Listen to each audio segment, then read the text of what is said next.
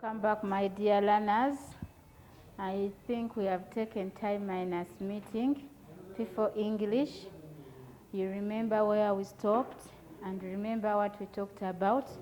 We were talking about tenses, and we had looked at the tenses and we said that tense is changing over verb according to time. Then we looked at the blocks and we said we have three main blocks.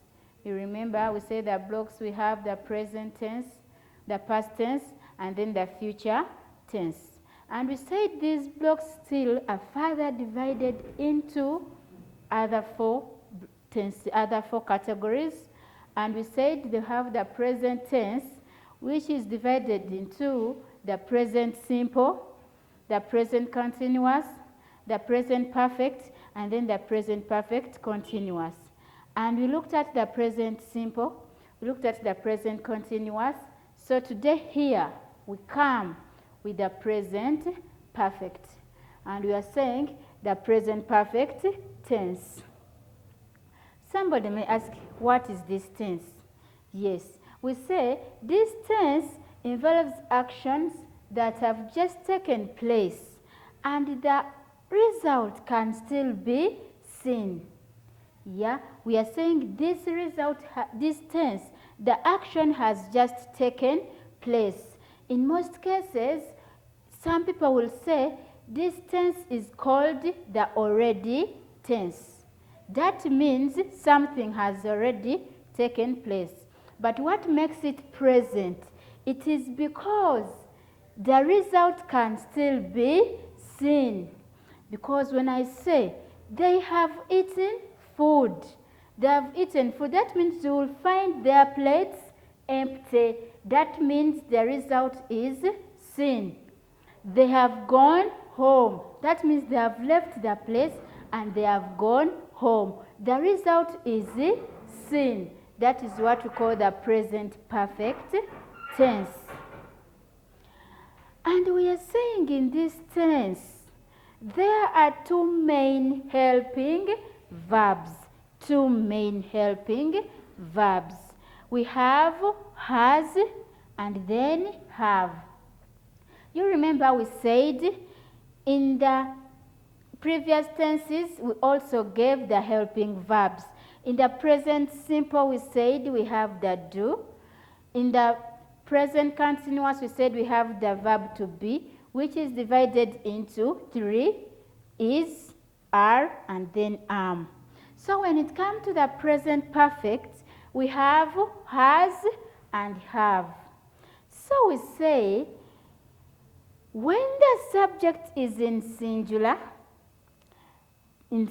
form, we use has. Singular subjects: one, the boy, the girl, the teacher, the cat. Those are what we call singular. You can even mention names: Peter, Jane, Tom. Those are singular nouns. So we are saying they take has. And when we come here, we say the pronouns that take has are, even these ones are now in singular. She, he, it. She has gone. He has come. It has run. That is singular pronouns. They take has. We come and say, when the nouns are in plural or when the subjects are in plural, we use have. We use this have for plural subjects. And we are saying the pronouns that take have, still we have pronouns. But here when you come to plural pronouns, you can say Peter and Paul, the boys. Peter and Paul have. The boys have. The teachers have. The dogs have. Those are what we call plural subjects. Plural subjects take have.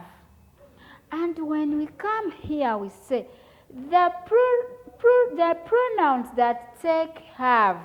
Even here we have pronouns, but in this case now they are going to be plural pronouns. So we say plural pronouns like they, you, we. But now somebody will ask, is I a plural pronoun? No. I is a first person singular pronoun. But first person singular among the pronouns that take have also is included. We say I have. However much it is singular, but it takes have when you are constructing sentences. So we say they have come. You have eaten. I have slept. We have gone. That is when we are using these pronouns. We are saying plural pronouns and then I, the first person pronoun. We shall look at pronouns when time comes. So we have examples. Here, these examples, now I mean examples of sentences that how we use the pronoun and then the verb. So here we are saying Jane has gone to school. Jane has gone to school. Yes. The order of the sentence is subject, helping verb, main verb, then the object. That is the formation of the sentence.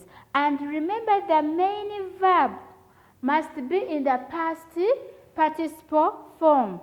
That's why when we are writing verbs, when we are forming other verbs, we formed verbs in the present, in the infinitive, past simple, and then past participle. When we are using the perfect tense, the main verb must be in the past participle form. So here we are saying he has a book. He has a book. Now in this sentence here, has is acting as a main verb. That means in this sentence here we are not having a main verb. Has itself is acting as a main verb. He has a book. Then here we say Sophia and Rashida have gone to the market. You saying Sophia is one, Rashida is two. That means there are two plural. So there are two subjects. That means that is the plural nouns. Sophia and Rashida. Which helping verb are we using here? We are using have. Have as a helping verb, and then gone will act as the main verb. Okay? The next sentence is Sophia and Rashida have gone to the market. You see that Sophia and Rashida are two. That means those are plural nouns, and they take the helping verb have. Then we say they have finished the exercise. They have finished the exercise. That means they plural pronoun taking have. Now have here is a helping verb. Then we have the main verb finished. That is how we handle this. So after looking at the sentences, the examples, how we construct sentences using the helping verbs, I want us to continue and look at sentence formation. How do these sentences appear in the present perfect tense? I think you remember all that we did when it came to sentences in the present simple and then the present continuous. So we are going to look at affirmative, negative, and then interrogative sentences in the present perfect tense. So you remember we said affirmative. I will not get tired of reminding you that affirmative means positive sentences. I will not forget that. And now, how do you construct sentences in this affirmative form? So we can say, you have opened the door. These are some of the examples of sentences in the affirmative form. So we say, you have opened the door. Yeah, you see we are having a helping verb, the subject here, the affirmation is subject, helping verb, main verb, then object. That is the positive sentence. So here, the first one, we have looked at it. The second one, we say, she has gone to church. She has gone to church. It is also a positive sentence. Yeah. When we come to negative, remember we said what makes a sentence negative is the use of the word not. The moment you see the word not in your sentence or in any sentence, you just know that sentence is a negative. It says no. It says no. So here we are still changing these very sentences to negative. So we say, you have not opened the door. You have not opened the door.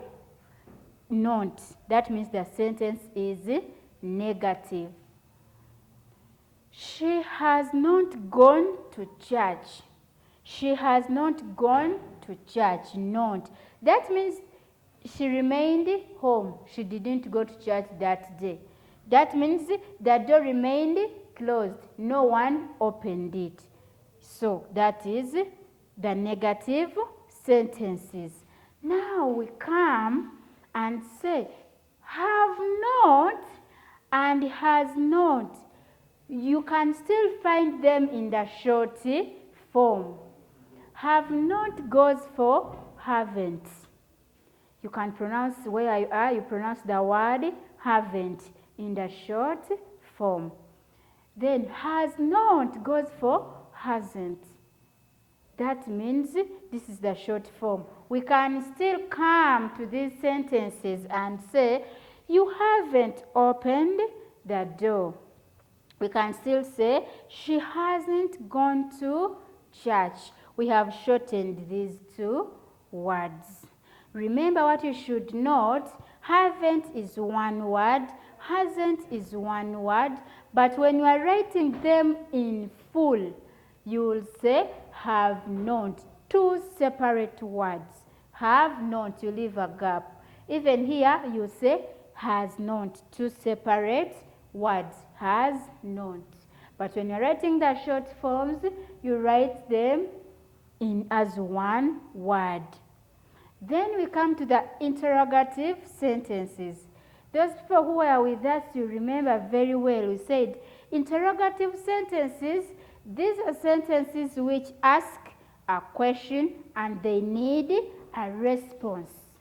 Yeah, we said they need a response, and in most cases we say the response is either yes or no. We have two answers for these questions. It is either yes or no. That's why, and we said interrogative sentences, when you are constructing an interrogative sentence, what makes it a question? One, you begin with a helping verb.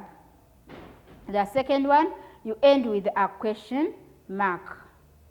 Yeah, so here we say, still the very sentences we looked at in the positive, we are changing them into interrogative. So we are going to say, have you opened the door? Have you opened the door?